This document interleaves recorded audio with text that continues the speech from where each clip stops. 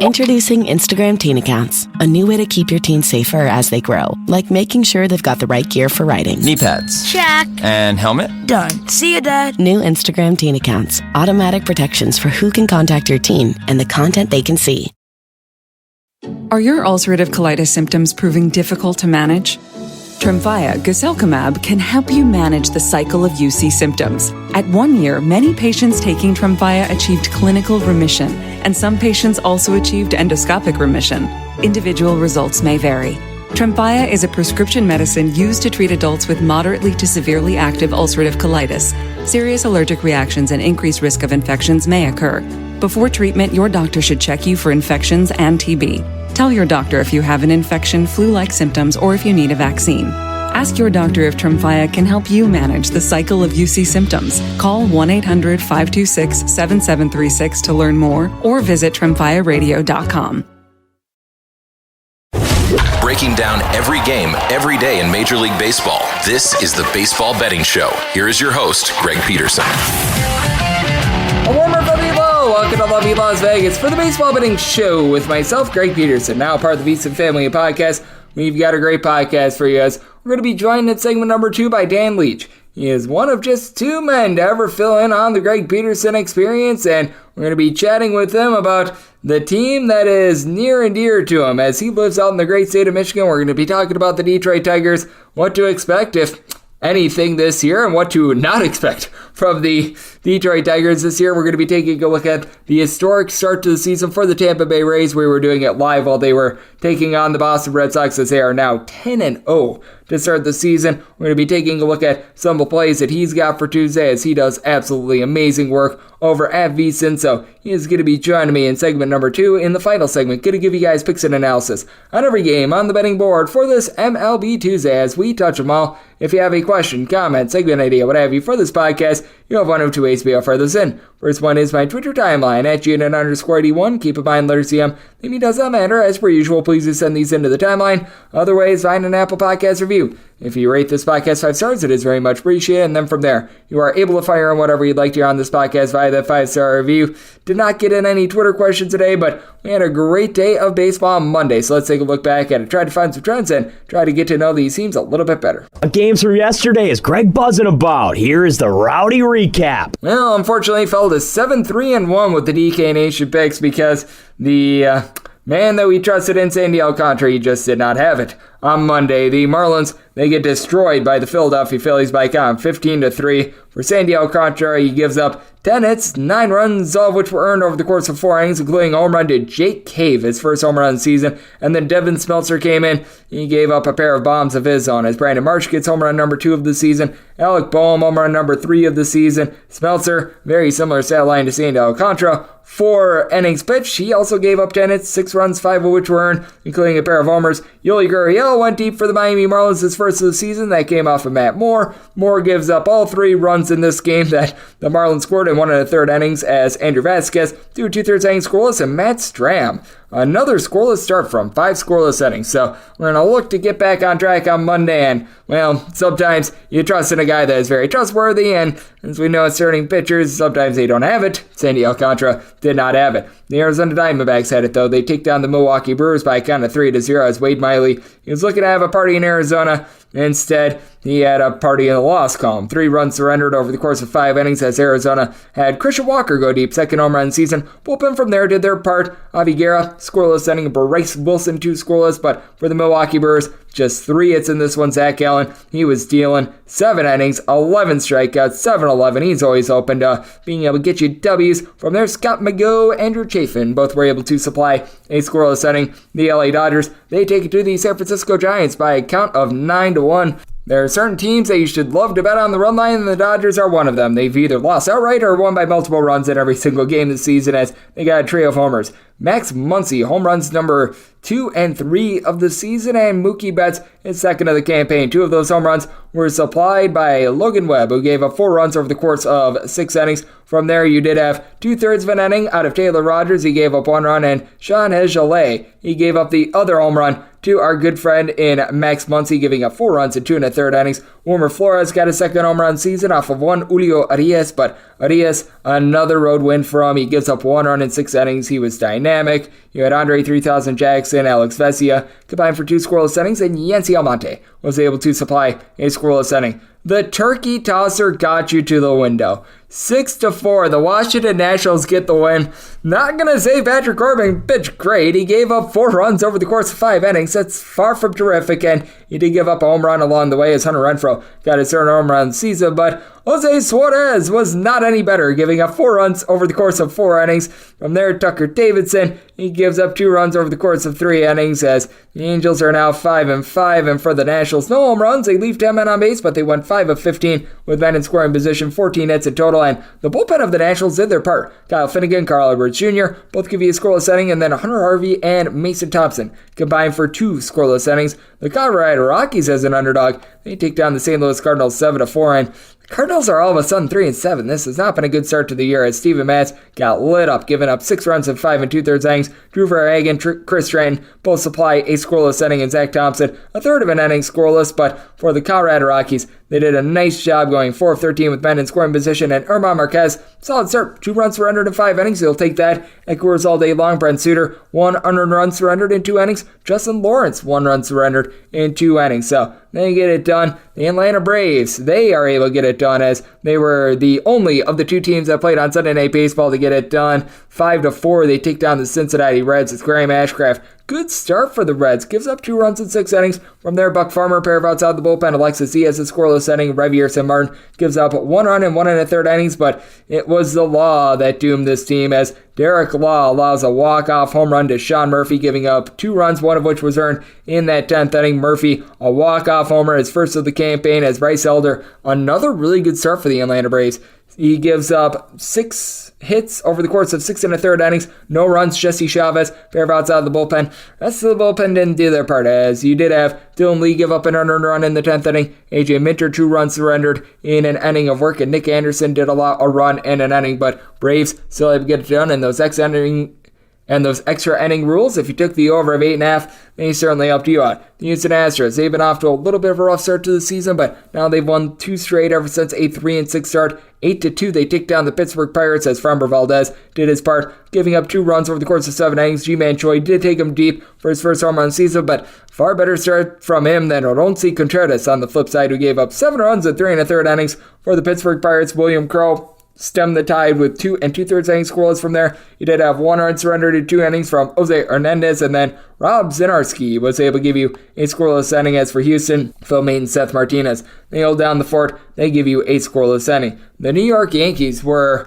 unable to get it done against the Cleveland Guardians as 3-2 was the final in this one. As for Cleveland, they did a solid job with getting a good start out of Shane Bieber, who made everyone believers, as he gives up 2 runs over the course of 7 innings. Strikeout numbers are down from once again this season, as he had just 4 punch-outs in this one, but was relatively effective as James Karinchak, Emmanuel Clase. As they always do, they lock it down, being able to get the job done in the 8th and 9th inning with scoreless innings. As for the Guardians, they did go 1 of 13 with men in scoring position, but Mike Zunino was able to come up with a clutch RBI. As for the Yankees, Domingo Germán was not long for this game. He gives up 2 runs, 1 of which was earned in 3 innings, but had 5 walks and a pitch count of 87 after 3 innings. From there, Colton Brewer, 3 scoreless innings in relief, and then Ian Hamilton takes a loss, giving up 1 run over the course of 2 innings. So I'm not going to pin this one on the bullpen. I thought that they actually did a relatively solid job. Top over team in Major League Baseball right now, that would be the Chicago White Sox. This one was officially a push because you notice that the total and the money came in on the White Sox and the under, with the Minnesota Twins having Byron Buxton, Carlos Correa get a little bit of a day of rest, and the White Sox took advantage. 4-3 the final. They get the win. White Sox overcome 3 errors, and that knocked out Dylan Cease a little bit early. He gives up 3 runs in 5 innings, only 1 of which was earned, hurt by a trio of errors. From there, though, the bullpen did their part. Aaron Bummer, Ronaldo Lopez, they combined for 2 scoreless innings, and then Kendall Graveman and Jimmy Lambert both supply a scoreless inning, and Answer Alberto at the big hit of this game, a home run off of Kenta Maeda, who gave up 4 runs over the course of 6 innings. From there, you did have Caleb Thielbar give you a scoreless inning, and Giovanni Morin was able to supply 2 scoreless innings as well. The Minnesota Twins 3 overs, 5 unders, and 2 pushes. The only team with a better under rate thus far this season, actually the St. Louis Cardinals. So that has been very interesting to take a look at. The Walker Texas Rangers, they were able to get the win over the Kansas City Royals by a count of 11-2. As for the Royals, Hunter Dozier gave them a home run, his first of the season, and perhaps the biggest thing that happened in this game, position player Nate Eaton was throwing like 90-plus miles per hour out of the bullpen. I mean, this is a position player throwing north of 90 miles per hour. Maybe he should be replacing, Dylan Coleman, who came out of the bullpen and gave up 6 runs and 2/3 of an inning, and I don't know if he's got as much velocity as Nate Eaton. Zach Greinke, the starter, he got lit up, 4 runs, 3 of which were earned in 5 innings, including a pair of homers. Going deep for the Texas Rangers, you had Corey Seager get his first home run season, Jonah Heim, his first home run season, then Jose Cuas gives one up to Adolis Garcia. For Garcia's second home run season, as Cuas gives up that home run in 1 1/3 innings. And for Texas, Andrew Heaney was dealing 10 strikeouts, 1 unearned run surrendered in 5 innings. From there, Brock Burke, he does give up that home run to Dozier in his 2 innings of work, and Dane Dunning was able to get her Dunning with 2 scoreless innings. The Chicago Cubs, they get the win over the Seattle Mariners by a count of 3-2. As for Seattle, Luis Castillo, relatively solid start. 2 runs surrendered in 6 innings. This actually went to the 10th inning, and Matt Brash allowed the unearned run in the 10th that caused for the L, as Paul Sewald, Gabe Spear, Justin Topa prior to that had all flung scoreless innings. Jarrell Kelenic, though, he got a home run in the 9th to send this to extra innings. His first of the campaign that came off of Michael Fulmer after Drew Smiley was good in this start. Gives up 1 run over the course of 5 innings. And Bear Alzolay, Mark Leiter Jr. combined for 2 scoreless innings. Brad Boxberg scoreless inning, and then Fulmer gives up that solo shot in the 9th before Keegan Thompson, a scoreless 10th inning, to be able to get the Chicago Cubs to the window. The New York Mets shut out the San Diego Padres by a count of 5-0, as Yu Darvish, he gave up 5 runs over the course of 6 1/3 innings. From there, Tim Hill, Domingo Tapia, they provide 1 2/3 innings scoreless, and for the Padres, just nothing doing on offense. 2 total hits. Max Scherzer, after a really bad start against the Milwaukee Brewers, 5 scoreless innings. This should be more of what we're seeing out of Scherzer, because his struggles have really come in the 6th inning and beyond. You have him for 5. That is a good recipe for this team. From there, Adam Ottavino, David Robertson, Drew Smith, John Curtis, all able to give you a scoreless inning. The Tampa Bay Rays, they do advance to 10-0. We're going to be talking about this a little bit more with our good friend Dan Leach in segment number 2, but 1-0 they take down the Boston Red Sox. This one not as high scoring as we were seeing against a lesser competition, as Nick Pivetta, good start in this one. 5 scoreless innings. Josh Winkowski, 2 scoreless out of the bullpen, and then you did have Chris Martin give up the solo home run that got the Rays the win. Brandon Lau got loud for his 3rd home run season, as the Rays use a wholesale system. Jalen Beeks, 2 scoreless innings as the opener. Josh Fleming, 4 scoreless as the bulk guy, and then Garrett Clevenger, Colin Pooch, Pete Fairbanks all deliver a scoreless inning. A Red Sox offense that has been dynamic. Just 3 hits in this one. Well, the Oakland A's offense has been anything but dynamic, and that showed itself on Monday. 5-1, the Baltimore Orioles were able to get it done. The A's are now just 2-8, and for Oakland, they did not get a lot of offense. 0 of 11 with men in scoring position. J.P. Sears, he does give up a pair of homers, 3 runs in total over the course of 5 innings. As going deep, Ryan Mountcastle, his 3rd home run of the season. Adley Rutschman, his 3rd home run of the season. And then Austin the A's kid, Chase Jersich Familia, Spanish for blown, save deep, his 2nd home run season for Familia. Gives up that home run in 2/3 of an inning. Sam All gets an out of the bullpen. Domingo Acevedo gives up a run in an inning, and Zach Jackson a scoreless inning. But for Baltimore, Kyle Gibson gives up just 1 run in 6 1/3 innings. Brian Baker, a pair of outs out of the bullpen, and then Cionel Perez and Felix Bautista are able to give you a scoreless inning. And taking a look at everything that we've seen in baseball thus far this season, it has been a whole lot of overaction thus far, as we've got 83 overs of 65 unders. That is a 56.1% clip to the over. And if you're taking a look at the way that favorites have performed on the run line, it's been a little bit rough for them in recent days. Favorites are 94 and 60 straight up, hitting at 61%, but favorites on the run line, well, we've had 19 of them win the game outright, but win by only 1 run to not cover that run line. And road teams continue to have success, 78 and 77 straight up. We shall see if that's a trend. And over the last 7 days in baseball, things have been ironed out a little bit more with totals. Over the last 7 days, 46 overs, 39 unders, and a push or 2 in between. So that's more around 54% to the over. And in this time span, favorites 55 and 34 for 61.8% in Major League Baseball. So that's what we're seeing right now on the MLB landscape, and that's what we all got on Monday. Now let's take a look at the Detroit Tigers, and let's take a look at some of Tuesday's games next with our good friend Dan Leach over at VSIN right here on the Baseball Betting Show with myself, Greg Peterson, now a part of the VSIN Family Podcast. Are you ready to become a winning sports bettor? Schedule a call with SBIA to find out how their service can make you a long-term winning player. They've developed an innovative algorithm that maximizes units returned, and they are so confident in their system that they offer a money-back guarantee. Sign up by October 31st and get their MBA package at no cost until they reach 10 net units. They treat sports betting like a business. So if you want to learn how to make your sports betting dreams a reality, visit them at SBIA1.com and check them out on social media at SBIA Sports. Breaking down every game, every day in Major League Baseball. This is the Baseball Betting Show. Here is your host, Greg Peterson.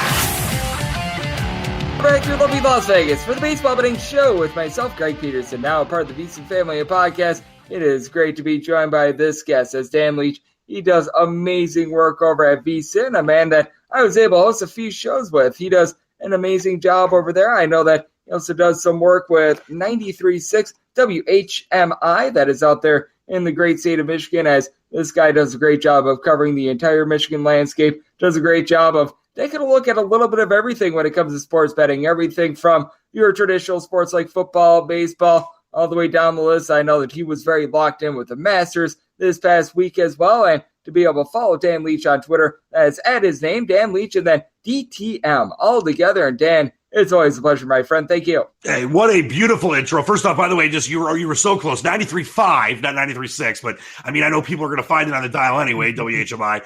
But I'm a little disappointed because I was, for the longest time, the only person that ever hosted your show without you being the host. And I just saw that there was someone else that did it. So I feel a little that I've been knocked down a couple rungs here. Well, you're in good company because there's only two people I've ever filled in on the Greg Peterson Experience, you and now Jeff Parles. And Jeff, as we both know, is another man that brings absolutely incredible energy. So it is a very big honor. And Dan, I know that you do an amazing job taking a look at a bit of everything. And it has been a very fascinating baseball season with all the rule changes for the shift, the pitch clock, what have you. What have you made out of the first week and a half or so of the season that we have been seeing? Because I do think that things have been for the better in Major League Baseball, and all these rule changes, in my opinion, have contributed to a little bit more of a scoring environment here early on. Well, first, and I'll be really quick with this. I'm based in Detroit. The Tigers suck. So that's the biggest thing I've learned so far. Back to the whole rules situation and all the different changes. I've been fascinated by it, Greg, and I look at Major League Baseball as a sport that I've always, I've loved since I was a very young kid. And I grew up in Detroit with the 84 Tigers. And of course, we went through the Jim Leyland years where they didn't win one. And there's a great connection to baseball in this city and state. But a lot of people had a lot of problems with how long games were. I never cared. And I've worked for years covering the Tigers at their flagship 97 on the ticket and have done many events for the Tigers. So I never cared that games would go long. But I get it when you have a family, when you have kids. It's a school night, it's a work night, all that stuff. And getting this pitch clock to be a factor, you see it early in the year. Obviously, there's still going to be games that are going to be a little longer than others. But some of these games are finishing in a little over 2 hours, 2:20, 2:30. And that's going to really help bring a lot more fans in. So I've been interested with that. The bases being bigger, I didn't think it was the craziest rule change, but it definitely makes it, more, desirable to slide and steal bases because you're not going to get hurt. And that's why, obviously, why they did that. You look at the shift where, of course, the shift caused a lot of teams to be able to prevent hits and runs being scored. And you already seen, obviously, runs being up and a lot more hits in a lot of situations where teams would have, implemented the shift. So I think all the rules changes so far have been fine. And I have no issues with them. And I've talked to a lot of people that are longtime baseball fans as well, whether in the media like us or people that just are fans in general. And they seem pretty happy with the pitch clock and they don't care that much about the bases. They have no issue with that. And then obviously you look at the shift, which some purists are like, the shift wasn't a thing years ago, but then it became a big thing. Purists are like, oh, they can't get rid of the shift. But you have to find a way to increase run scoring, make the game more exciting.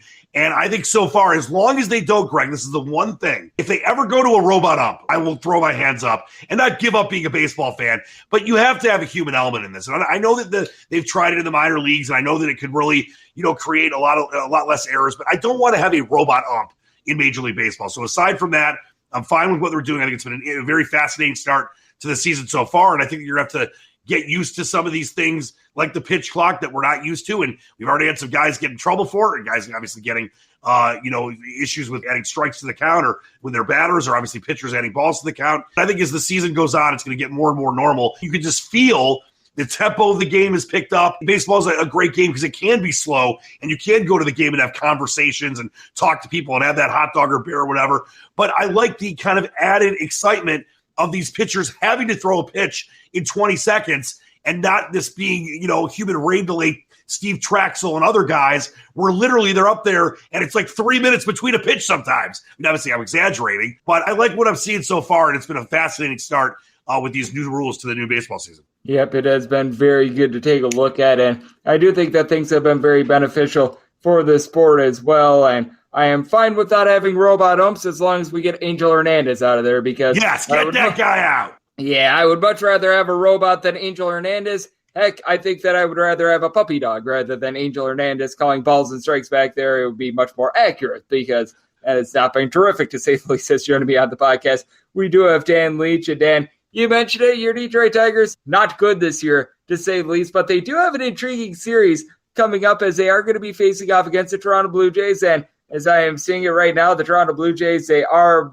the second most demonstrative favorite on the board. Only the Washington Nationals are a bigger underdog than the Detroit Tigers, as they're going to be taking on Alek Manoah and company and the Blue Jays, with the Blue Jays being right around a minus 265. And how do you gauge this Tigers team moving forward? Might there be a few opportunities, like with Matt Manning getting about a plus 225, plus 230 number, that there might be a little bit of value on them? Or is this pretty much just bet against them, or just don't bet the game at all? I think you look at this game. First off, Toronto's my World Series pick. I've been for months, and I had some nice futures on them earlier when the line was a little better, and I still think there's value in the Blue Jays. But when you look at the Tigers, Greg, and this is the thing about what we've gone through here in Detroit. I mean, obviously, Al Avila, the GM, ended up getting fired. Scott Harris came in, the assistant from San Francisco, and I like that move. It's a baseball guy. The Tigers haven't done that in a while, obviously, since Dombrowski was here. Avila was definitely left. I wanted to give him a chance. A lot of people in Detroit thought that it wasn't necessarily all his fault, that he made some bad moves, but you mentioned Matt Manning and Casey Mize and other guys that he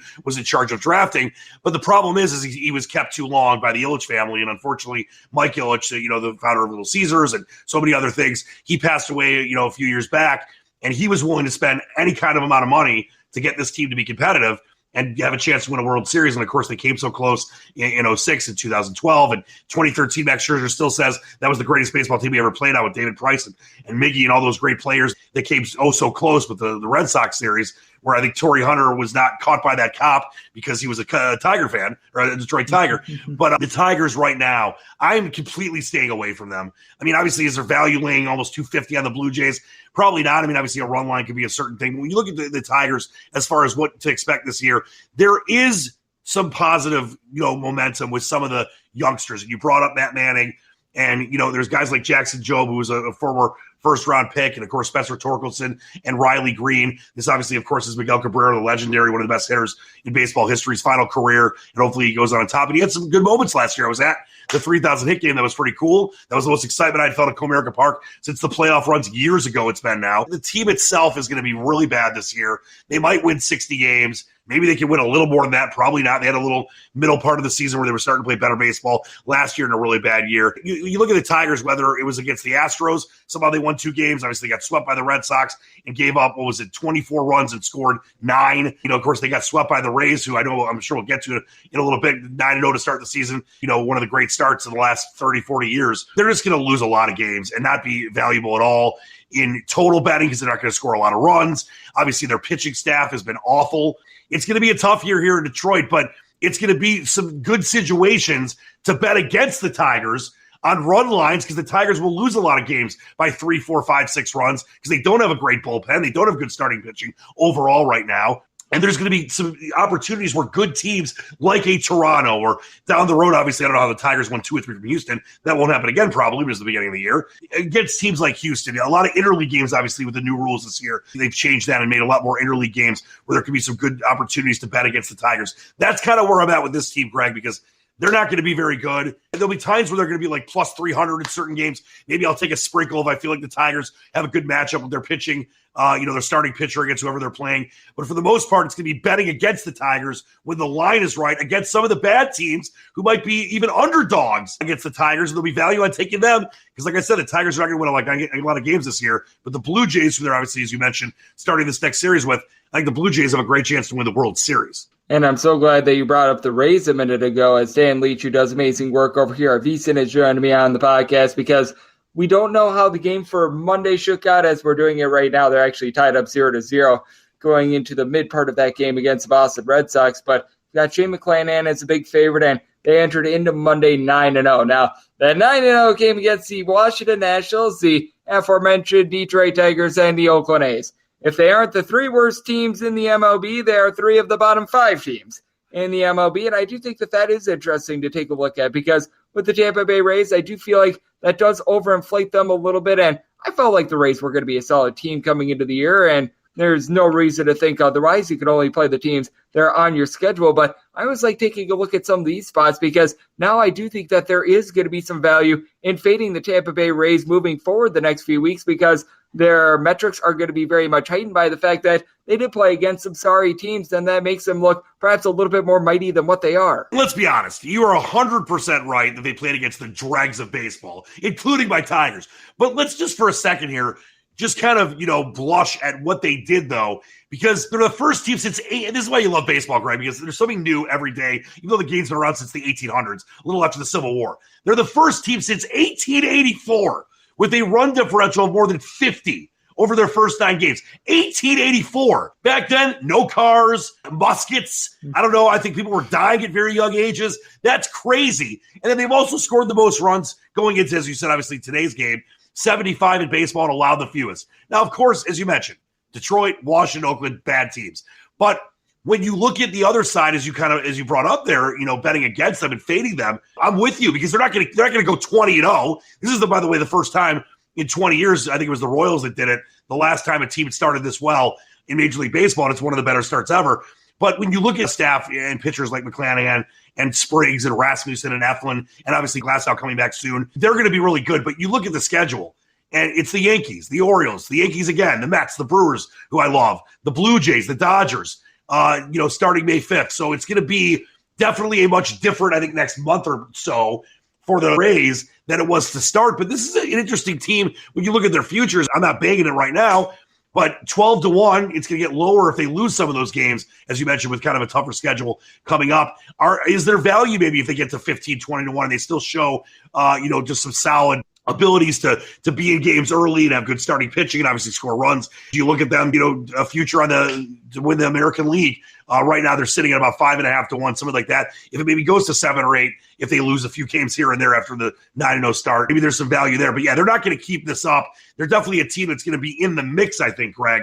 But I still think teams like the Yankees and obviously the Astros and the Blue Jays in the American Leagues, even the Guardians, are going to be teams that are going to be just as good as the Rays, if not better. It is a heck of a start. And like you said, it doesn't matter who it's against, because you play your schedule. It's like saying, that years ago, St. Joseph's with Jameer Nelson, they weren't good because they played an inferior conference when they were, 30-0 to start the season. You play your schedule, and obviously things work themselves out in a very long Major League Baseball season. But I've been super impressed with what the Rays have been able to do to start the year against, I don't care who it's against, to have that run differential, the best since 1884. That's nuts. It is absolutely nuts, and it has been just a marvel to take a look at the Tampa Bay Rays thus far this season, and it is a marvel to take a look at the board that we've got for Tuesday as well. As we've got some really solid games, like we're going to be getting a Corbin Burns versus Merrill Kelly pitching matchup on the National League. In the American League, Jacob deGrom is going to be hitting the mound. Is there any games that you're really spotlighting for this Tuesday that you're either going to be betting, or you just want to find out a little bit more about a starting pitcher or find out a little bit more about a team? Well, I was looking, the first game I looked at when I was looking at the board, it was the Yankees and Guardians game. You go back to last week and, you had Garrett Cole, a small favorite against Philadelphia, and I thought that line was way too low, and I hammered that. It was an easy win for the Yankees against the Phils. I think it was Nola going to the Phillies. And now you got him on the road against the Guardians. You're laying 165. That's where the money line's at. Run line -1.5 plus 105. I mean, I don't like laying a lot of money on the road, but it's a Garrett Cole that I think is going to have a pretty good start against Gaddis. And I think there might be some value on the run line there, but value if maybe people are looking to parlay, which you do in baseball a lot, because you don't want to just take, lines where minus 160 to minus 200 or so in single games. I looked at that game. I think that's going to be interesting. So I might be banging Garrett Cole there. The total's a low 7.5. It's a 6-10 start. Weather's actually pretty warm here in the Midwest, so that won't be a situation. But then another game I looked at was that Astros-Pirates game with Keller against Javier. Pirates at home. I mean, not that the Pirates are going to be a great team this year, but plus 150, I'm not buying that being the right kind of line. I think it should be much lower than that. And I think the Pirates, you saw, a team that was able to at least hang in with Boston. And I mean, Boston obviously not off to the greatest start until they played the Tigers. So that's a game that I looked at, Greg, plus 150 maybe. The Pirates seemingly, for the last several years, whether they're playing good or great or bad baseball against good teams in Pittsburgh, they've had I don't have the numbers in front of me, but I know that I made some hay with them and had some success with them plus money at home against teams that obviously are clearly better than them. They've been pretty good with that kind of situation. And obviously, it's earlier in the year. And then obviously, the Tigers game with Mano, as you mentioned, against Manning, minus 265. There's nothing I would touch in that game. But I think the Blue Jays are going to win that game by 10. So is it worth laying the 1.5 minus 130? I have no trust in Manning right now in the Tigers. I think the Blue Jays are going to have a huge series offensively. Those are 3 games I'm looking at. And the other game I was looking at as well was that Padres-Mets game. A really big Padres guy. That's going to be a fun game. And, of course, they're playing as we talk right now. I believe the Padres and Mets are still tied in the third. But based on who wins that game on Monday, I would consider going with a little zigzag theory, which you don't want to use in baseball that much, but I think it's a pretty even pitching matchup with Weathers and David Peterson going for the Mets. And maybe you get the Padres, it's a plus money if the Mets win. That could be a value spot early in the season here on a Tuesday. Yep, and right now as I'm doing this, currently finding the Padres anywhere between about a plus 115 to a plus 120 to your point as well. So we shall see where that shakes out. And a man that always does a great job of taking a look at so many different things is you, Dan. I mentioned it. You do a great work for us at VSIN, doing a lot on the weekends. On top of that, I know you're doing a great job holding it down in the great state of Michigan. I know that you've done a lot of podcasts in the past as well. I know that you've got a lot that's happening, not just this baseball season, but I know that you're going to be having a lot going down for the football season. I know that you're very locked in when it comes to golf, and I know that you do everything from like soccer. You're able to go down the list. You cover it all. So let the good people at home know it's all on tap for you, and how people can follow along on social media and other platforms. Well, I appreciate that. By the way, don't forget horse racing. I got to tell you, and Greg, I love golf. I got really lucky with a 10-1 spot on Rahm early. After he double bogeyed the first hole, he was actually 20-1, but I snagged him earlier at 10-1. So I got lucky there. The other couple guys I had ended up finishing in the top 10, top 15, but didn't get it done. And I just had to fade Brooks Koepka. But golf and horse racing, my man, there's no better value to me for $1, a $5, a $10 bet where you could profit. I always I'm throwing those out there. But yeah, please follow me on Twitter at Dan Leach DTM. I've got my own site as well at DTMSquatchPicks.com. I'm always covering everything, Greg, as you know, and it's always an honor to be with you because, listen, there is no one in the known universe that knows as much about college basketball as you. So obviously I look to you for all that stuff, and it's been a pleasure and joy and honor to, host shows with you and host your show and obviously be on today. And I'm always happy to do it because you are a modern marvel, my friend. And you are a modern marvel as well, as you do an amazing job bringing just all sorts of energy. Dan Leach, he does an amazing job taking a look at so many great things. It's always a pleasure when I'm able to team up with him on VSIN, as Dan is one of the best and one of just 2 people to ever fill in on the Greg Peterson experience, not named Greg Peterson. That is a moniker that only goes to the best, and Dan is one of them. A big thanks to Dan Leach for joining me right here on the Baseball Betting Show, now part of the VSIN Family Podcast. And coming up next, it is that time of the podcast to give you picks and analysis on every game on the betting board for this MLB Tuesday as we touch them all. Breaking down every game, every day in Major League Baseball. This is the Baseball Betting Show. Here is your host, Greg Peterson. And we're back here in lovely Las Vegas for the Baseball Betting Show with myself, Greg Peterson, now part of the VSIN Family Podcast.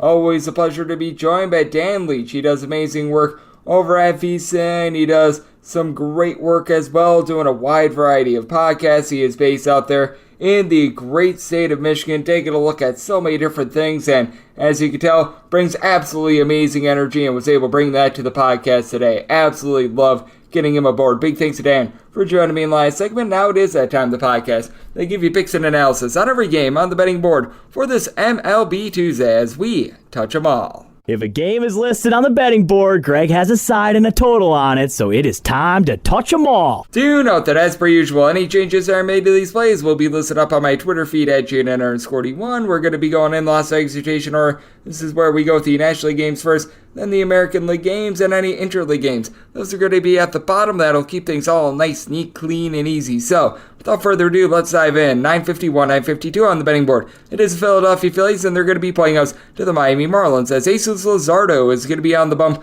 for the Fish, and Aaron Supernola goes for the Philadelphia Phillies. Phillies between minus 149 and minus 160 favorites, saying between plus 135 and plus 140. Your number on Miami with your total 7.5 over and under anywhere between minus 105 and minus 115. And with the Phils, I'm pretty much at the max I'm willing to lay in terms of money line, as I did set them at a minus 156. And if you are seeing the run line, find that more around a plus 140. I needed at least a plus 130, and I'm going to be looking to reduce the juice, and I am going to be willing to dive in on the Philadelphia Phillies on that run line, because with the Miami Marlins, they had to burn through quite a bit of their bullpen, as Sandy Alcantara. I wrote up the Marlins with my DK Nation pick yesterday and couldn't have been any further off. They had Sandy Alcantara get completely destroyed, so bullpen is in a bit more shambles than expected. Now, Jesus Luzardo has been amazing for the Marlins. First two starts of the year has allowed 1 run in 12 and 2/3 innings, and he was really good on the road last year. A 4.25 home ERA compared to a 2.64 ERA on the road. On the road, gave up about 1 home runs per 9 innings. Now, it is a case where he does get a little bit wild, about 3.2 to 3.3 walks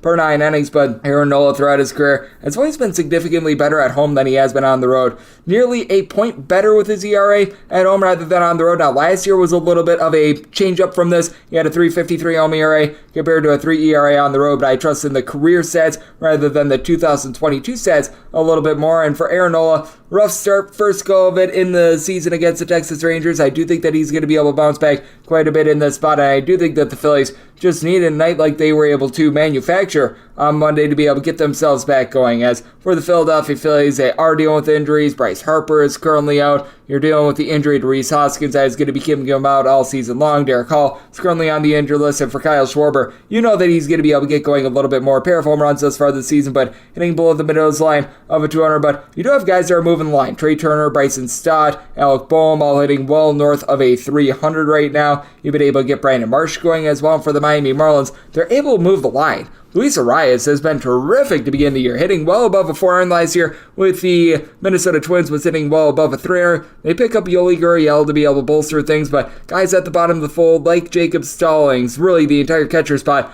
for this team. John Birdie, they don't necessarily provide you with a lot of lot. Jorge Soler has been able to give you a trio of homers, but hasn't necessarily been able to hit for a lot of average. They do pick up Gene Segura in the offseason, but this is not really a power hitting team. They could use some home runs for Garrett Cooper, which has been very hot and cold. You've got AJ Puck and company in the bullpen, and with both of these teams, they entered both in the bottom 3 in the big leagues in terms of bullpen ERA. That is a trepidation that you have, but I do think that the Phillies are going to be able to get back on track with their bullpen. They pick up Gregory Soto in the offseason. Rough start to the season for him. I think that he's going to be able to do better. Now, Craig Kimbrell is a guy that just should not be seeing on any team in baseball right now, aside from maybe like your dregs of the dregs, but Sir Anthony Dominguez was solid towards the back half of the season. Jose Alvarado has been really able to pick it up after he had a very rough start to the 2022 season. Andrew Bellotti is relatively okay, so I do think that both of these starters are going to be able to go out there and light it up, but I have a lot more faith in this Phillies bullpen moving forward and just in the lineup of the Philadelphia Phillies to be able to move the line. I did set my total low at a 7.3, so here at a 7.5, I'm going to be taking a look at the under. Philadelphia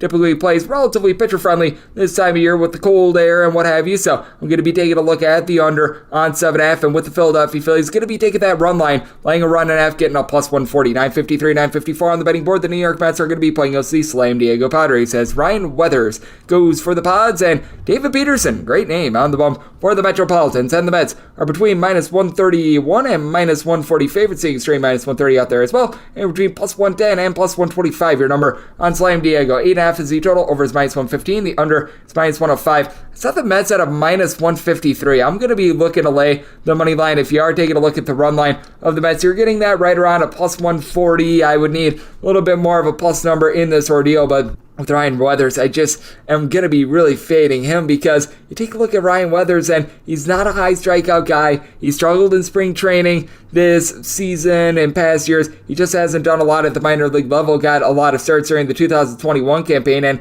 got completely shelved with a 5.32 ERA. He has not been able to really put it together at the big league level. Doesn't necessarily give out a ton of walks, but until I see something different out of this young 23-year-old, I just think that he needs a little bit more time at the minor league level to be able to develop. I think that he's been brought along a little bit too quickly. Meanwhile, for David Peterson, this guy does a great job of being able to get swings and misses for his career. A little bit north of 10 strikeouts per 9 innings. Now, he's coming off of a little bit of a rough start as he got gelled against the Brewers, giving up 5 runs over the course of 4 innings, and he is going to be giving up his fair share of home runs. You take a look at what happened with him last season. He was able to keep the ball in the yard. Season before was a little bit more rough as he actually had a much worse result at home rather than on the road last season. 3.25 road ERA, 4.42 home ERA. I do think that he's going to be a little bit better at home this season, and you take a look at both of these lineups, and they're both relatively formidable. For the San Diego Padres, you do have someone in Xander Bogaerts that they pick up, hitting well north of a 300, has already been able to give the team a trio of homers. Manny Machado, Ha-Seong Kim, both of these guys have been able to move the line, but Matt Carpenter, it's clear that he's probably not going to refine that magic that he had towards the front half of the 2022 season. Can we finally talk about the fact that Juan Soto probably got badly overpaid? I mean, you take a look at Juan Soto, and last season with the San Diego Padres, he had a 236 and had 6 home runs in 52 games with the Padres. Wasn't necessarily lighting the world on fire with the Washington Nationals. I recognize that 2020, 2021, he was very good for the team, and is still just 24 years old, but he's having a little bit of a rough start to the season. And for the New York Mets, you got Daniel Vogelbach, who's been able to do a nice job moving the line. Pete Alonso already has 5 home runs thus far this season. Jeff McNeil, after a rough start to the year, first week or so, didn't go his way. He's picking it up now. Bottom of the fold, catcher spot with this Mets team. Eduardo Escobar, guys like this, they do need to get on base a little bit more, but this is a Mets team that was one of the best at being a reach base last season, and even without Edwin Diaz, I do think that they've got a bit of a better bullpen. It's David Robertson has been a rock-solid closer for this team. Adam Ottavino, along with Drew Smith, they're able to give you some good innings as well. And for the San Diego Padres, Josh Hader, an incredible closer, but Tim Hill's a little bit shaky. Luis Garcia has not looked like himself this year. Domingo Tapia has really never been good for this bunch, so I take a look at David Peterson, and I do think that this pitching advantage does really lend itself to him. I do think that both of these teams are going to be able to put up some runs for the San Diego Padres. Last season, they averaged about 3.7 runs per game at home, 4.9 runs per game on the road. This is a very good hitting team, but their numbers get a little bit diminished because they do play at Petco Park, and I do think that both of these pitchers are going to be able to give up some runs. I mentioned it with Peterson. He was actually worse at home rather than on the road last season, but I certainly think that he's going to be able to outduel Weathers in this spot, so I did set the Mets more around a minus 153 favorite, so one to lay about a minus 130, minus 135 or so, and here on an 8.5, somebody told it at 8.7, also looking at the over. 955, 956 on the betting board. That is the Cincinnati Reds. Yes, we are in Cincinnati, and they're going to be hitting the road face-off against the Atlanta Braves as Luis Cessa is going to be going for the Redlegs, and Kyle Wright looks to be Mr. Wright. For Atlanta, 9 is your total, over and under, anywhere between minus 105, minus 115. Atlanta's anywhere between minus 210 and minus 220, and between plus 180 and plus 195, and plus 195 is my buy point on the Reds. I set this line to where the Reds should be a plus 194 underdog. With Kyle Wright, typically I would be setting him closer to about a minus 235, 245 or so favorite, but Kyle Wright in his rehab appearances did not look like himself. His velocity is way down right now. He won 21 games last season, but you take a look at him being able to win those 21 games, it's not like he was overly dominant. Now, he kept the ball in the yard, giving up a little bit less than home run per 9 innings, about 2.7 walks per 9 innings, right around 8.5 strikeouts per 9 innings, but at the same time, he was lucky that he didn't give up a little bit more hard contact, in my opinion, and for Luis Cessa, he's been able to come along as a big league pitcher. Certainly not a guy that you're going to be looking at as being an ace type or anything like that, but he had a 3.30 road ERA last season as he was able to keep the ball in the yard, giving up about 1 home run per 9 innings. His walks per 9 rate, not necessarily too bad a season ago, as well as he was giving up right around 3 walks per 9 innings, and the bullpen that backs him up for the Cincinnati Reds overall was one of the worst in terms of ERA, but you do have a pair of guys in Alexis Diaz, Fernando Cruz, that are relatively trustworthy for this team. Now, you do have Reviers and Martin, Ian Gabo, guys like this that are just complete schlubs, and then for the flip side, for the Atlanta Braves, you do have quite an aging bullpen, but a relatively solid bullpen. Jesse Chavez, Lucas Luetke, AJ Minter, Joey Jimenez, guys like this are able to hold down the fort even with Tyler Madzik being out of the fold. And for the Atlanta Braves, no question, this is one of the most formidable lineups, if not the most formidable lineup in the big leagues. Having Ronald Acuna Jr., Matt Olson, Orlando Arcia all hitting both a 300 right now is incredible, as Olson entered into yesterday with a trio of home runs. Ozzy Albies is off to a little bit of a slow start to the season, but you know that he is going to be able to pick it up. Austin Riley, he's a threat to be able to go yard at any sort of at bat. He does a great job of moving the line as well. And for the Cincinnati Reds, not a lot of firepower in terms of home runs, as they didn't return a single guy that had north of 12 home runs last season, and some of the guys at the bottom of the fold. I'm talking about Spencer Steer.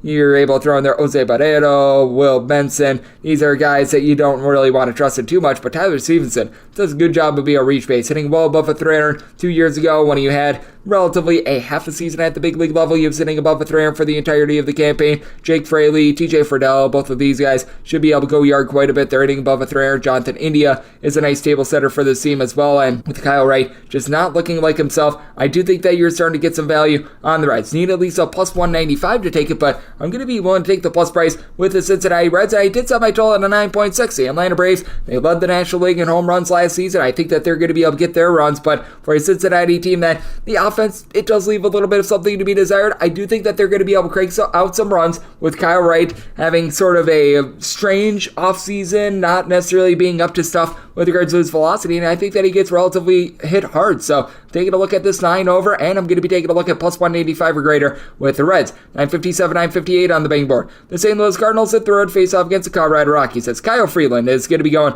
for the Rockies, and Miles Mikolas is on the bum for St. Louis. And I'll make this one the DK Nation pick, as the Rockies are in between plus 140 and plus 150 underdogs, and between minus 160 and minus 170 is your price on the St. Louis Cardinals. Needed at least a plus 124 to be able to take a shot on the Rockies, and we are well clear of that. I'm going to be making the Rockies money line my DK Nation pick, because with the Colorado Rockies, you got a guy in Kyle Freeland that has had his struggles when he has been at home. As a matter of fact, he's got an ERA that is right around 0.8 points higher when he is at home rather than on the road, but it's just the way that it goes with regards to Coors Field, as the Rockies were the lone team in the big leagues last year to score fewer than 3 runs in road games. As a matter of fact, they scored 2.99 runs per game on the road last season. No other team scored fewer than 3.4, but they led the league in runs per game at home. Those are those wacky Coors Field home and road splits, and despite the fact that Kyle Freeland has a career 469 home ERA compared to a 373 road ERA, he's 29-24 in his lifetime at home, 22-27 when he is on the road,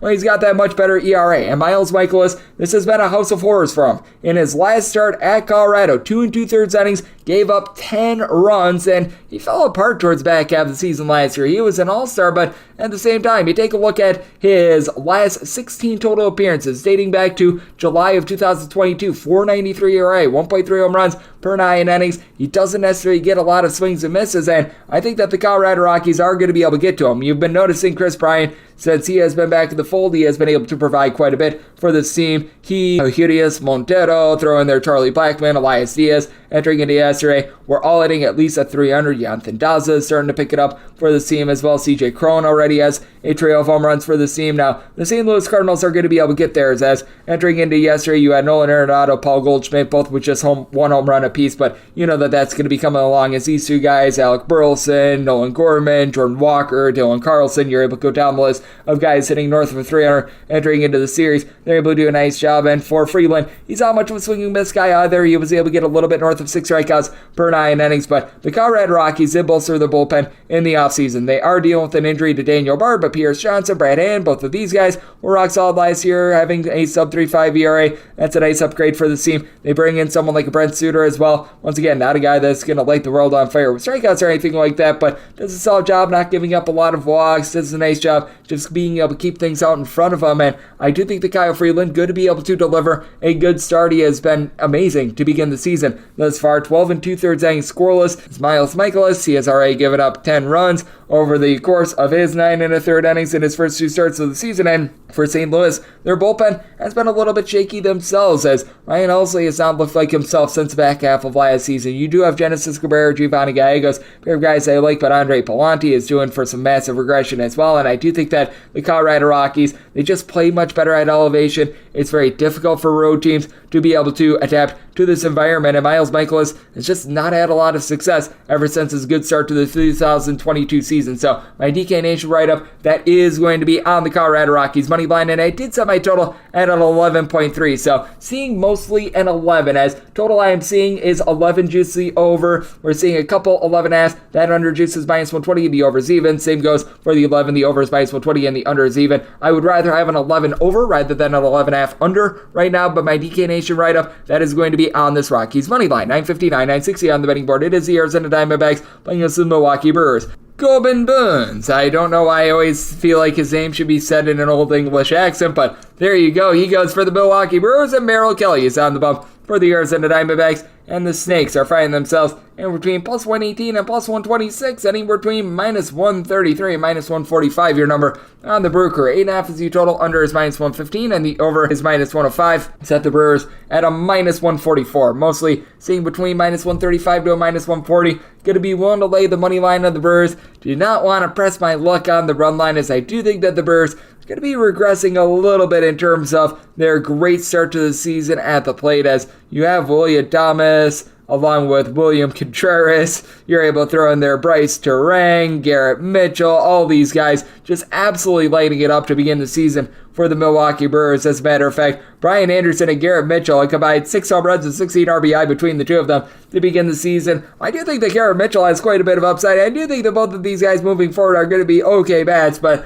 I feel like they've been hitting above their heads a little bit. Meanwhile, you've got an Arizona Diamondbacks team that in their starting lineup yesterday, they had a combined 4 home runs. This is going to be going northward. Christian Walker entered into yesterday below a 200 with just 1 home run. Last season, 30-plus bombs. He's going to be able to get back online. Josh Ross, north of a 400 along with Evan Longoria. That's obviously going to be seeing a little bit of regression. And with the Arizona Diamondbacks, you did notice that last year, they were one of the worst teams at hitting home runs at home. It's actually become a little bit more of a pitcher-friendly environment. So this is going to be a spot where I'm going to be taking a look at the over. I set my total at 6.9, as a matter of fact, because you do have someone in Merrill Kelly who has always been relatively dominant at home. You take a look at him, and his ERA is more than a full point lower at home rather than when he is on the road. Obviously, that's not been the case thus far this season. He got shelled at home in his first start on the road. He had a relatively magnificent scoreless start, but that is a very small sample size. Meanwhile, for Corbin Burns, has not been such a rosy start to the season from 9 1/3 innings, giving up 10 runs, including a pair of bombs in that game against the New York Mets. I do think that he's going to be able to get back online. As for Corbin Burns, he's actually been better on the road than he has been at home the last 2 seasons, as last year he had a 2.83 road ERA compared to a 3.04 home ERA, because he's able to limit our contact a little bit more when away from home. Nearly 1.2 home runs per 9 innings at home last season. Away from home, more like 0.9 home runs per 9 innings, and he does a good job with his command. Burns only gives up right around 2.5 walks per 9 innings. I do think that the Brewers back him up with a relatively solid bullpen. Peter Strzelski last year had a sub-3.3 ERA. Hobie Milner is able to hold down the fort for this team, so I do think that you've got a bit of advantage there, though the Diamondbacks, they're a little bit better with their bullpen this season. Kyle Nelson had a sub-3 ERA last year. They now pair him up with Miguel Castro, Andrew Chafin. They're currently dealing with not having Joe Mantiply, but this bullpen, it is quite a bit better than it has been in past years. I do think that the Brewers have been off to a hot start with their bats, and I do think that that's going to be cooling down, and Christian Yelich just has not been able to find that MVP form for the Arizona Diamondbacks. They've had a little bit of a rough time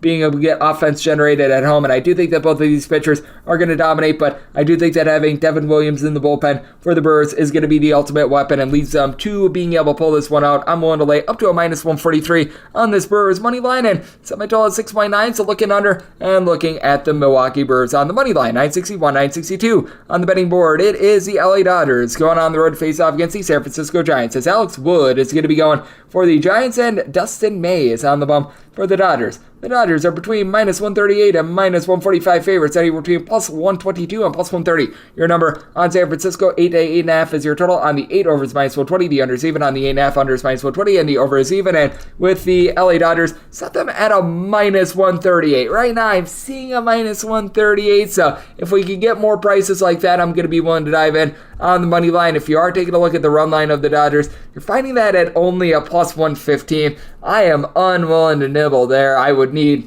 closer to a plus 130, so I'm going to be waiting to see how this moves. If money comes in on the Dodgers and I'm able to get the Giants at either a sub minus 125 on the run line or like a plus 140 on the money line, I'm going to be willing to dive there. If we could get the Dodgers down to about minus 135, going to be willing to lay that number. But I also did set my total at 7.8, so at an 8 or an 8.5, I'm going to be looking at the under, as I do like what I've seen out of Dustin May to begin the season. 1 run surrendered in 13 innings to begin the season. Now both of these starts were against the Arizona Diamondbacks, but this guy brings absolutely tremendous heat. His walks per 9 rate last season was relatively high, but that was in a very small sample size. I do think that he is starting to rein it in a little bit more in terms of the command, and goes up against someone in Alex Wood that he was not as bad as his numbers would indicate last season. Last season he had a 5.10 ERA, just a victim of some bad luck, especially when he was on the road, giving up 12 home runs in 67 innings. He had a lot of situations where he gave up home runs that would have been only a home run in like 2 specific ballparks, and he was in that specific ballpark on that specific day, and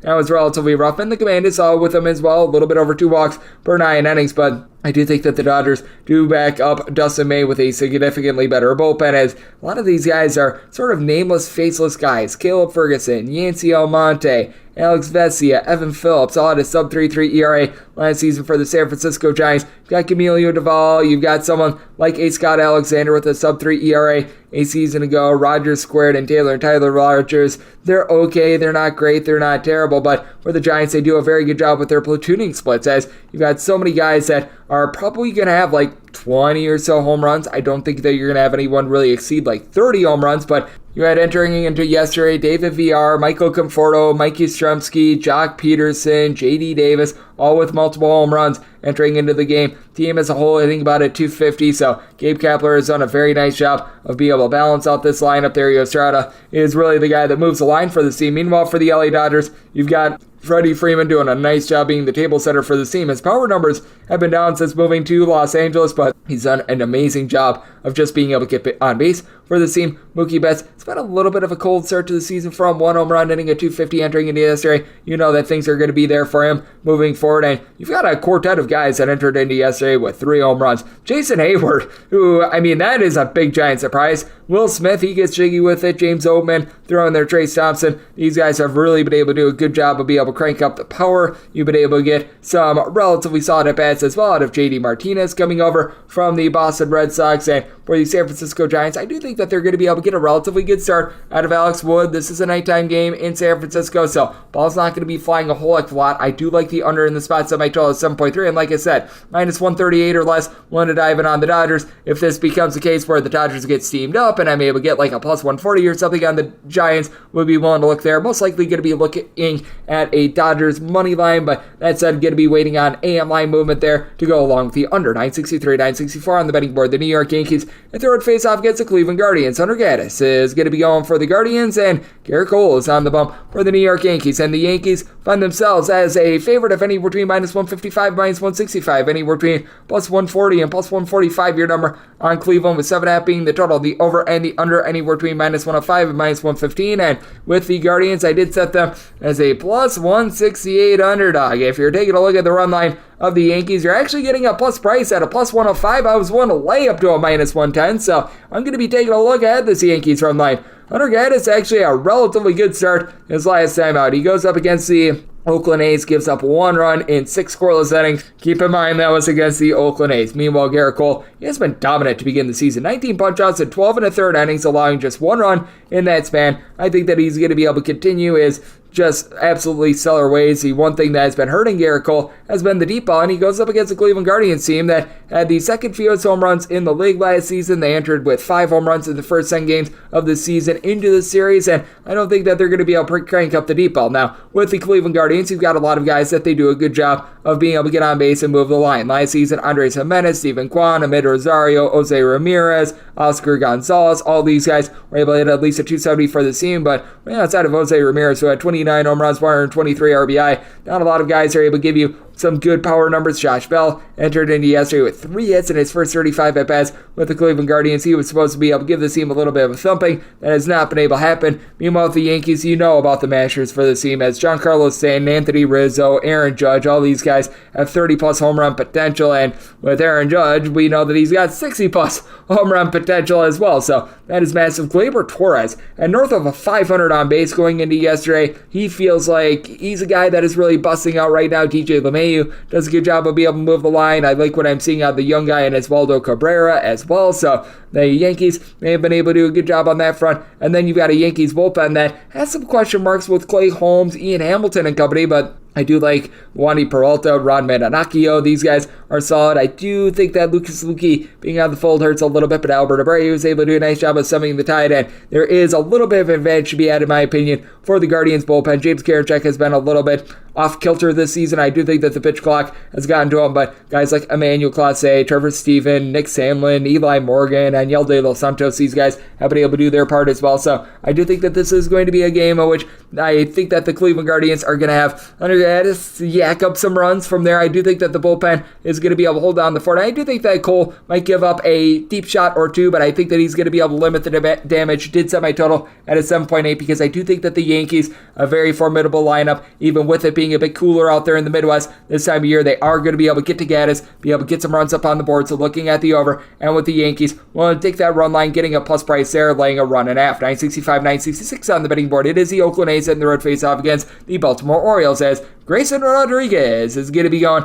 for the O's, and Kyle Mueller is on the bump for Oakland. Oakland is anywhere between plus 135 and plus 148 underdogs, anywhere between minus 160 and minus 165. Your number on Baltimore, 8 to 8.5 is your total. On the 8, overs between minus 120 and minus 130. The unders anywhere between even and plus 110. On the 8.5, the unders anywhere between minus 120 to a minus 125. Overs anywhere between even and plus 105. And with the Orioles, set the minus 182 on the money line. I was willing to lay up to a minus 105 on the run line. Currently getting that at a plus 130. Getting the Orioles at plus 130 to be able to cover a run line on the Oakland A's is something that I am all about. And Kyle Mueller has not been bad for the Oakland A's to start out the year. 3 runs surrendered in 10 1/3 innings across 2 starts. You're able to live with that. He has walked 4 in those 10 1/3 innings, and while he was pitching for AAA Gwinnett, he did have a few command issues, but by and large, I like what I'm seeing there. Grayson Rodriguez, he is the hot prospect for the Baltimore Orioles, was able to make his MLB debut and looked solid in that debut. He gives up 2 runs over the course of 5 innings against the Walker Texas Rangers, and I do think that he is going to be able to continue to hold down the fort for this team. And it's going to be interesting to see what you get moving forward out of him, but he was able to be a real star in the AAA ranks with the Baltimore Orioles last season, a guy that was very highly touted. I believe that he was a former first-round pick, and he's got a good bullpen that does back him up. Now, the Orioles bullpen was a little bit more shaky after they traded Jorge Lopez towards the back half of the season, but Cionel Perez, Felix Bautista, Keegan Aiken, they were all able to do their part last season. And for the Oakland A's, if you do have a redeeming quality with this team, it is their bullpen. Danny Jimenez, Zach Jackson, Domingo Acevedo, Sam Maul, these guys all had a sub-3.5 ERA last season. When you get into more of the untrustworthy guys like Adrian Martinez, it could be a little bit rough, but with the Oakland A's, this offense just can't crank out any runs. You've got Seth Brown, who was able to give the team 25-plus home runs last season, but among guys that saw at-bats yesterday, you got 2 guys hitting above a 233 for the team right now. Like, you're just getting a big, giant nothing burger out of guys like a Eusteri Ruiz. Tony Kemp has just not been able to find it for this team. Elemendy Diaz has forgotten how to hit. Jace Peterson is awful, so you have a rough lineup. Meanwhile, Adley Rutschman, this guy is absolutely on one. He goes deep yesterday. He's hitting north of a 350 to begin the season. Anthony Santander has been a little bit rough after he had 30-plus home runs last season, but Ryan Mountcastle, after 2 seasons ago, he had 30-plus home runs. He's got 3 bombs this season. He's doing a good job of moving the line. Jorge Mateo is one of the best base stealers in the MLB, and the Baltimore Orioles in general, I do feel like they were big beneficiaries of these rule changes, as you've got Mr. Mateo along Cedric Mullins, both with 5-plus stolen bases bases thus far this season, and being able to get men in motion, that does allow the Orioles to be able to play some small ball. I do think that this total is set too high, though, just because I don't think the Oakland A's are going to be able to hold up their end of the bargain. I do think that Grayson Rodriguez going to be able to do a solid job against a, let's call it what it is, nearly AAA lineup, and I do think that he and the bullpen going to be able to hold down the fort. So my total is 7.7, looking at the under, and getting a plus 130 on this Orioles run line. Yes, please. I'm going to be willing to lay the run and a half, get that plus price with that Orioles run line along with the under. 967, 968 on the betting board. The Boston Red Sox hit the road face-off against the Tampa Bay Rays as Shane McClanahan is going to be going for the Rays, and Garrett Whitlock is going to be getting the start for Boston. And Boston, a rather hefty underdog of anywhere between plus 155 and plus 165, and you're finding the Rays anywhere between minus 170 and minus 195. 7.5 is your total, seeing a straight 7 out there as well, with the 7 over is minus 125, the under is plus 105 on the 7.5, under is minus 115, and the over is minus 105. For Garrett Whitlock, he looked solid in his rehab. He had 6 strikeouts last time out. He was able to do a nice job of being able to build himself back up, but with Garrett Whitlock, I just noticed that when he was getting starts last year, he was not the same guy as he was coming out of the bullpen. He had like a few very good starts to begin the season, and then things from there went completely down the toilet bowl, and now he has to go up against a guy in Shane McClanahan that was absolutely dominant when he was actually healthy last year. I do put a little bit of an asterisk next to his numbers from, like, I would say late July on, because you could tell that he was pitching on much less than 100%, and when he was pitching on much less than 100%, that's when things went completely haywire on him. So I do think that we're going to be seeing good Shane McClanahan here, and thus far this season, he has been absolutely amazing, guys. He's went 12 innings, he's given up 2 runs. His walks have been a little bit higher this year. Last year, he was giving up right in that neighborhood of about 2.1, 2.2 walks per 9 innings, while being able to get nearly 12 strikeouts per 9 innings, and actually had a higher ERA at home rather than on the road. 281 home ERA compared to a 208 ERA on the road. I do think that is going to be sorting itself out, but you take a look at Garrett Whitlock and what he did as a starter on the flip side. 9 starts, he was only able to go 39 innings, so he wasn't necessarily built up, and he had a 4.15 ERA as a starter compared to 2.75 coming out of the bullpen. His home runs per 9 rate was actually the same, but he had less swing and miss stuff, and he's backed up by a bullpen that just frankly has nothing for the Boston Red Sox. They do pick up Kenley Jansen, but even though he had the 41 saves last season with the Atlanta Braves, we all know that Kenley Jansen, very untrustworthy. Caleb Ward, along with someone like Zach Kelly, these are guys that you cannot rely upon. Ryan Brazier is a hot mess as well. I do like John Schreiber, but he's been a little bit rough to begin the season as well in the Tampa Bay Rays. They do have a massive advantage on that front, as you've got Ryan Thompson, who's able to do a nice job holding down the fort. They utilized Jalen Beeks as an opener yesterday, so I might knock him out for this game, but Pete Fairbanks, Jason Adam, these guys do a great job of being able to hold up. And for the Tampa Bay Rays, I do think that we're going to see regression with this offense. They entered into yesterday with 24 home runs in their first 9 games of the season. This is not a team that is going to be able to sustain that, as Luke Raley, Harold Ramirez, Brendan Lau, Manuel Margot, Randy Rosarena, Isaac Paredes, Yandy Diaz, Jose Siri, Wander Franco all had at least 2 home runs entering into yesterday. Now, with Rosarena and Franco, they were hitting about a combined 360 entering into yesterday. These are just cartoon numbers, and as I mentioned with our friend Dan, I mean, it's really impressive, but again, you take a look at the competition being played, and they are going to be having a little bit of regression. Now, I don't know if it's necessarily going to be coming against the Boston Red Sox, though, because I did go through their bullpen as well. But for the Boston Red Sox, it's a very top-heavy team right now. Adam Duvall entered into yesterday with 4 home runs and hitting about a 400 or so. He has been absolutely on fire. You've got Rafael Devers, who's hitting above a 300. I think that Remy Altapia, if they could get him some more at-bats, that's going to be solid. Alex Verdugo is hitting north of 300, but the entire catcher spot,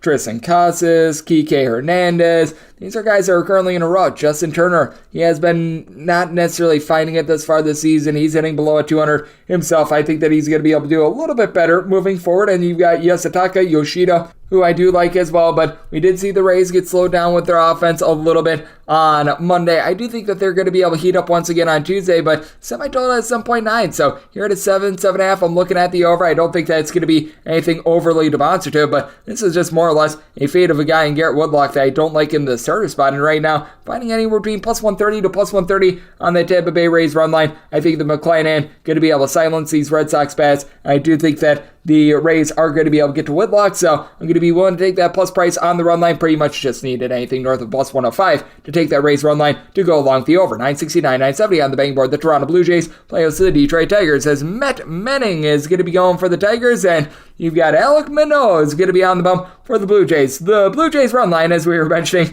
with our good friend Dan Leach, is currently at a minus 130 to lay a run and a half, and between minus 255 and minus 278 is that money line right now, anywhere between plus 220 and plus 232. Your number on the Detroit Tigers, 8.5 is the total. The over is minus 115 and the under is minus 105. Was willing to lay up to a minus 138 on this run line of the Blue Jays. I need at least a plus 255 to take a shot on the Tigers, so I am in complete agreement with our guest, Mr. Dan Leach. So I'm going to be looking to lay the run line of the Toronto Blue Jays for Alek Manoah. It was actually a little bit better when he was on the road rather than when he was at home last season. 2.42 home ERA, 2.07 road ERA. I just think that was just a little bit of a matter of circumstance, as opponents hit just $191 off of him when he was at home, and I do expect scoring to be up in Toronto this season because the ballpark dimensions are a little bit different. The wall itself is a little bit higher, but the walls have been pushed in a little bit, and I do think that that is going to lend to the off-season acquisitions and Kevin Kiermaier and Dalton Varsho really being able to pay dividends. Now, Kevin Kiermaier is currently hitting a 400. This is a defense-oriented guy. He is not going to continue to hit 400 all season long, but this is a stacked lineup. Bo Bichette, along with Kiermaier, Matt Chapman, Vlad Guerrero Jr. are all hitting at least a 350 right now, with Bichette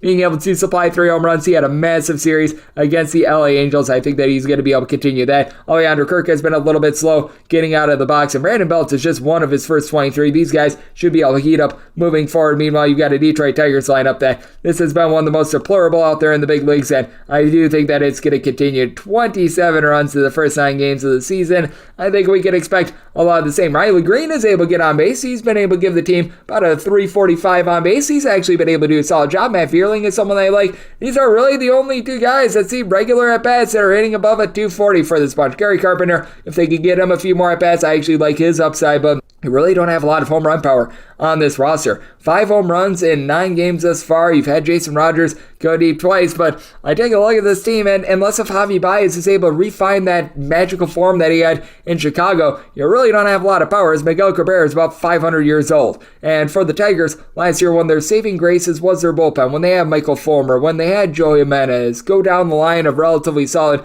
guys in the bullpen, like an Andrew Chafin. Now they're without many of them. Jose Cicierno is still rock solid. Alex Lang is able to give you some okay innings. They pick up Jason Shreve, but it's very much diminished from a season ago. And this Toronto Blue Jays bullpen is very solid as well. Joe Romano had a little bit of rough COVID in Los Angeles, but I still like him. You've got guys like an Anthony Bass, Tim Meza, Adam Simber, Yimi Garcia. They're able to throw out there a whole bunch of guys. I do think that the Detroit Tigers are going to have a tough time being able to scratch across runs, and Matt Manning has had very demonstrative home and road splits. His ERA is more than 2 points higher when he is on the road rather than when he is at home. Throughout his career last year, he had a 4.94 road ERA compared to a 2.52 home ERA, and he really didn't give up the deep ball too much last year. About 0.85 home runs per 9 innings. He was giving up fewer than 2.5 walks per 9 innings, but he just gives up a lot of contact, as he's not much of a swing and miss guy at this point in his career, and I do think that the Blue Jays are going to be able to pound out quite a few hits. I just don't think that the Tigers do their part on this total. Semi-total at 8.2, so here at 8.5, looking at the under, and with the Blue Jays willing to lay up to a minus 138 on their run line. 971, 972 on the betting board. The Chicago White Sox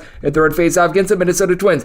Pablo Lopez goes for the Twins, and Lance Lynn is on the bump for the White Sox, and the White Sox are between plus 115 and plus 122 underdogs. Meanwhile, if you're taking a look at Minnesota, it's anywhere between minus 128 and minus 138. 8 is your total. The under is anywhere between minus 110 and minus 115. The over is anywhere between minus 105 and minus 110. And with the Twins, set them at a minus 141 on the money line. If you are taking a look at that run line, you're able to get it at a plus 160. And that is actually where I'm going to be looking, just because it is such a demonstratively high run line that it offers a lot of value in this spot. I do like the way that the Minnesota Twins are putting things together. They rested a lot of their guys yesterday, which means that I think that they're going to come out relatively hungry in this game, as you're able to get a little bit of rest for guys like Byron Buxton, Carlos Correa. Correa has been off to a little bit of a slow start to begin the season. Buxton doing a much better job of reaching base than a season ago. His home run power has been down a little bit, but but I do think that that is going to be returning. And you just take a look at this Minnesota Twins team, a relatively solid one at being able to move the line. Jose Miranda last year was hitting right around a 260. I do think that Kyle Farmer is going to be yielding some fruits moving forward, as he had a nice 3-run homer in that series against the Houston Astros. Donovan Solano is a guy that consistently is able to reach base for you. And for the Minnesota Twins, they're able to lock it down with their bullpen. Ode Lopez, Ode Alcala, Yohan Duran. This is one of the best bullpens in the big leagues,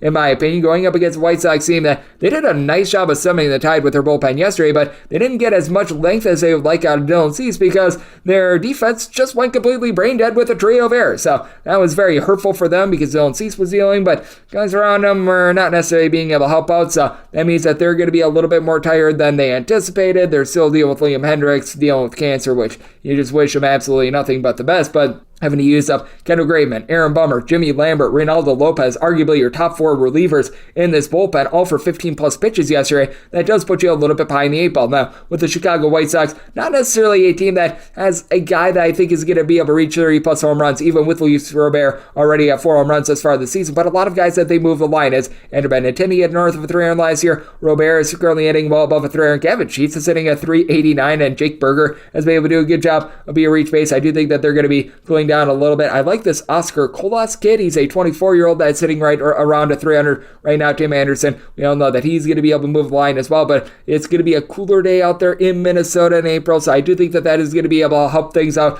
quite a bit. And for Pablo Lopez, he has been able to do an just absolutely masterful job of being able to get swings and misses throughout his career. 16 strikeouts in his first 12 and a third innings to begin the year, only giving up 1 run last season with the Miami Marlins. Overall, about a 3.75 ERA, giving up about 1 home run per 9 innings. I think that this is a very good fit for him, a very pitcher-friendly ballpark. He does give up a few fly balls, and I do think that this ballpark is going to be able to contain quite a few of those. I did set my total at an 8.1 because I do have a guy in Lance Lynn that he's been very shaky through the start of seasons last few years. Last year, he had north of a 6 ERA in his first 2 months of the campaign before rounding into form, and you take a look at what Lance Lynn did during the 2022 campaign. He actually had a little bit of a better ERA on the road rather than when he was at home, but the Minnesota Twins completely owned him, giving up 15 runs in 15 innings and 5 home runs in that span as well, so that's not necessarily too terrific. Last season, he was giving up right around 1.6, 1.5-ish home runs per 9 innings. Walks were not necessarily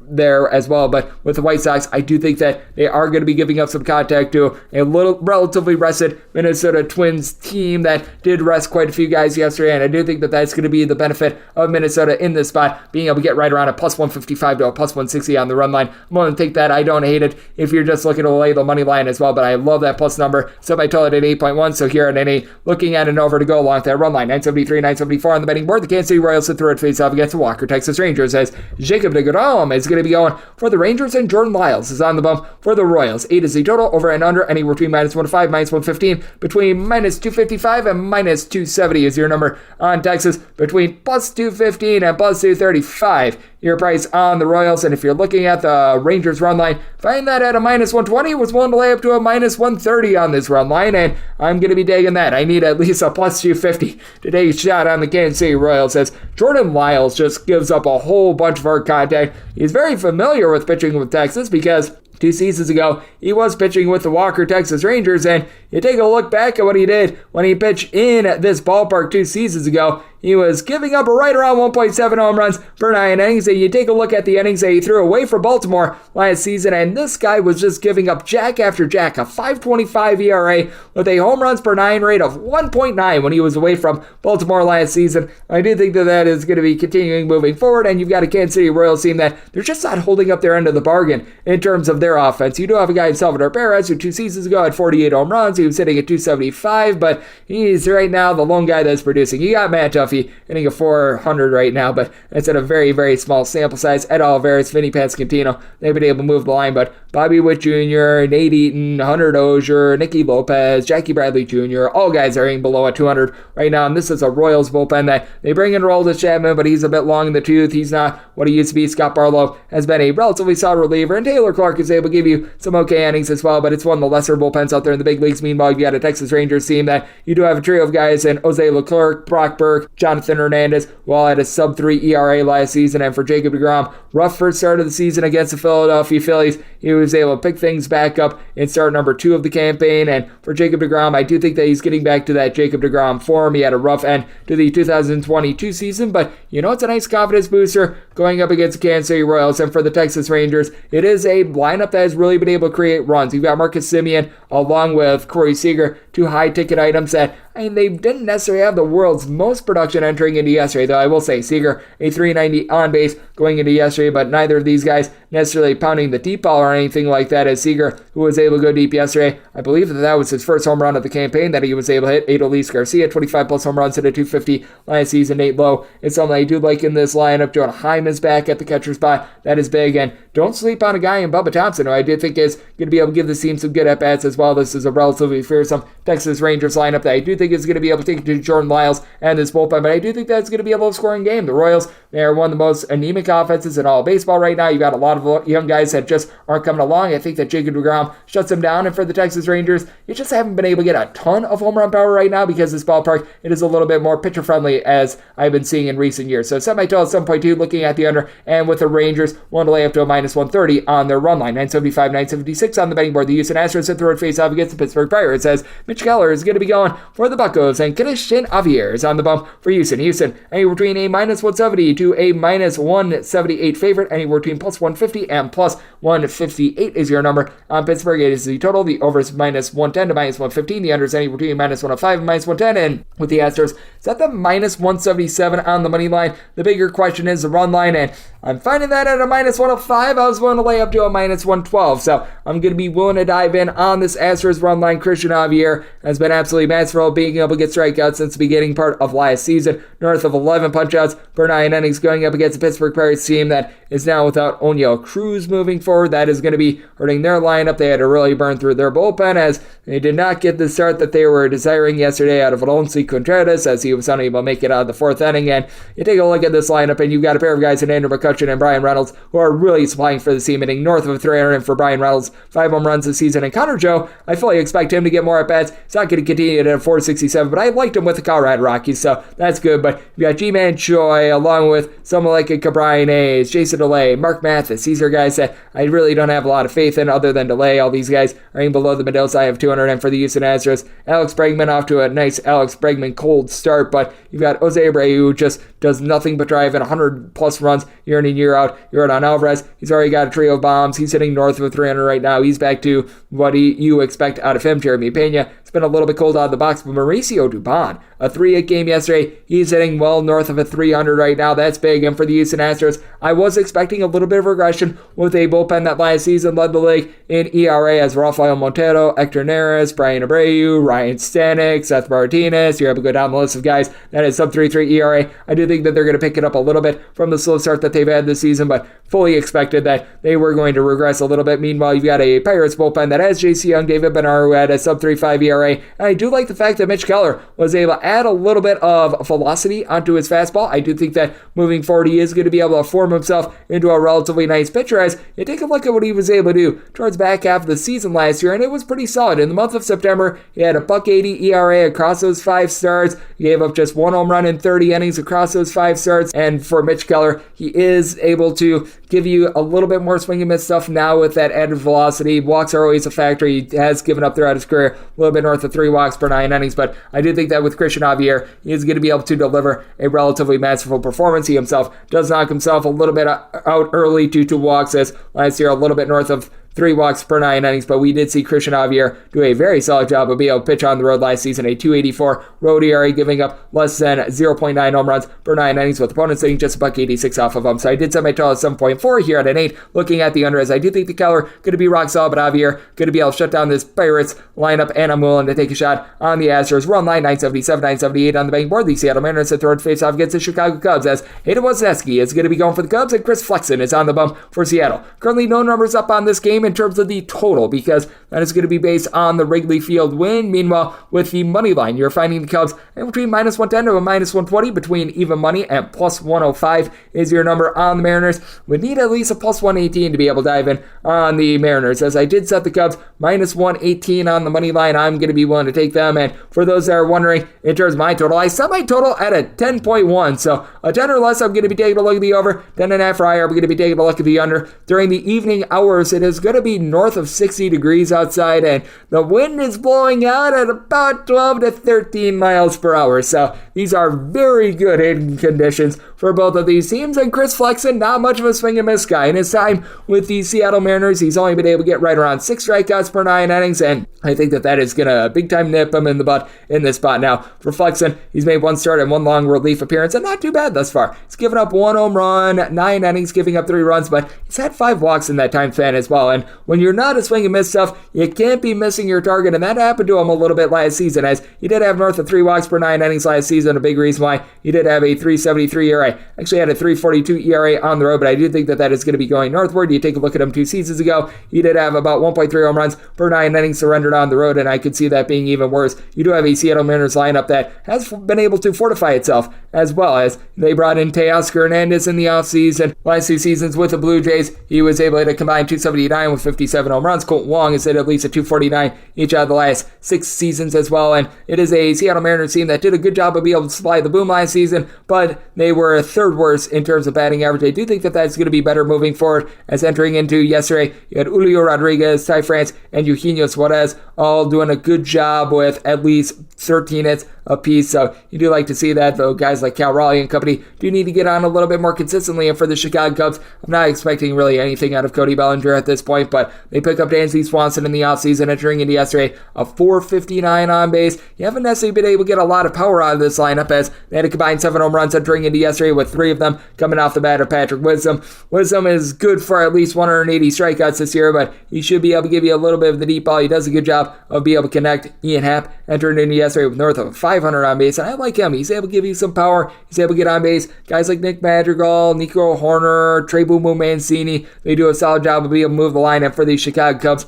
The bullpen, it could be a little bit shaky, but Brad Boxberger, Michael Fulmer are a pair of guys I do like. Mark Whiter Jr. is just a whole heck of a lot better coming out of the bullpen than as a starter. As a starter last year, it was just a big giant failure. As a bullpen arm, though, he's able to give you 1 or 2 relatively solid innings, and this is a Seattle Mariners bullpen that is one of the best out there in the big leagues. They did lose a few guys like an Eric Swanson in the offseason, but you've got Paul Sewald, Matt Brash, throw in there Penn Murphy, Andres Munoz. These guys are rock solid, but one of those guys I mentioned in Munoz currently dealing with a little bit of an injury. He's currently away from the team, which means that you have to rely a little bit more on Diego Castillo, and you don't want that. And for Hayden Wesneski, he had a really good year last season. In 2022, he got brought along late, but he posted up a 2.18 ERA in his 6 total appearances across 33 innings, gave up just 3 home runs. His walks per 9 rate was hovering in that neighborhood of 2, opponents rating just a 200 off of him. He was a big-time star at the minor league level, and I do think that he's going to be an alt-dual Chris Flexen in this ordeal with the wind blowing out. I did set my total at 10, so 10 or less looking over, 10.5 or higher to the under, and with the Cubs willing to lay up to a minus 118 on this money line, and we wrap things up with 979, 980 on the betting board. The LA Angels play the Washington Nationals, as USI Gray is going to be going for the Nats, and Shohei Ohtani is on the bump for the Angels. Angels are as high as a minus 305 favorite, as low as a minus 275, and between plus 240 and plus 250 your number on Washington. If you're looking at the run line, that's minus 140 on the Angels, and 8.5 is the total over and under, and between minus 105 and minus 115, and this is starting to get a little bit ridiculous. I'm going to be seeing how this line progresses, because I'm willing to lay up to a minus 142 with this run line of the LA Angels, but if we could get to a plus 265, I'd be willing to dive in on this Washington Nationals money line, just because with the LA Angels, Shohei Ohtani is absolutely amazing. You take a look at the way that he was able to pitch at home last season, he was nothing short of remarkable, as he was able to post up a sub 250 ERA when he was at home, as he had a .182 ERA. As a matter of fact, giving up right around 0.7 home runs per 9 innings. His strikeouts per 9 .9 rate, was hovering in that neighborhood of 12. But for Josiah Gray, he actually pitches significantly better on the road than he does at home.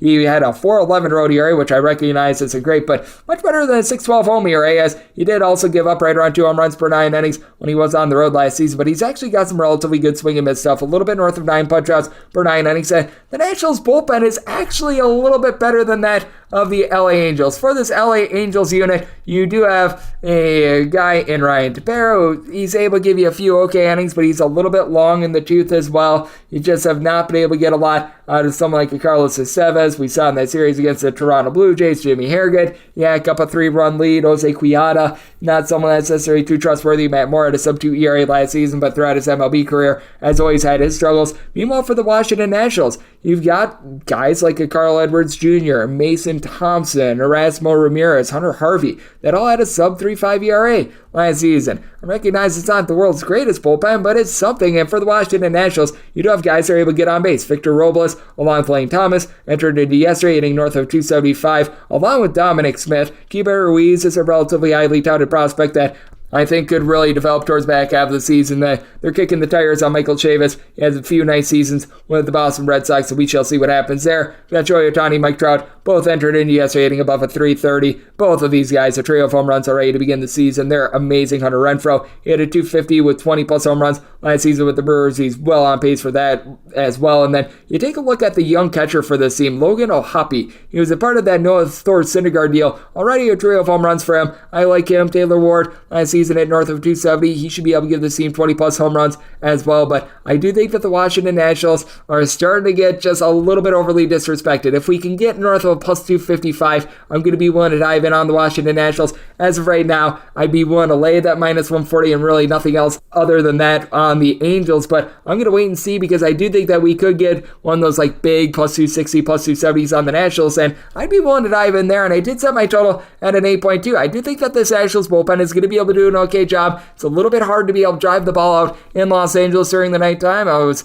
able to witness that in person, and that is why I'm going to be taking a look at the under in the spot. And I think north of 255, I'm going to be willing to dive in on the Washington Nationals. And that will wrap things up for the Tuesday edition of the Baseball Betting Show, now part of the VSiN family and podcast. A big thanks to Dan Leach over at VSiN for joining me in the last segment. If you do like what you're hearing from this fine podcast, the Baseball Betting Show, you're able to subscribe wherever you get your podcasts: Apple Podcasts, Google Play, Spotify, Stitcher, and TuneIn. If you have a question, comment, segment idea, what have you for this podcast, you do have one or two ways we offer those in. First one is my Twitter timeline at @Unit_D1. Keep in mind, letters CM. Maybe it does not matter. As per usual, please do send these into the timeline. And the other way is find an Apple Podcast review. If you rate this podcast 5 stars, it is very much appreciated. From there, you're able to fire in whatever you'd like to hear on this podcast. I have that 5-star review coming at you guys every single day throughout the baseball season, and that means I'm coming at you once again tomorrow. Thank you so much for tuning in.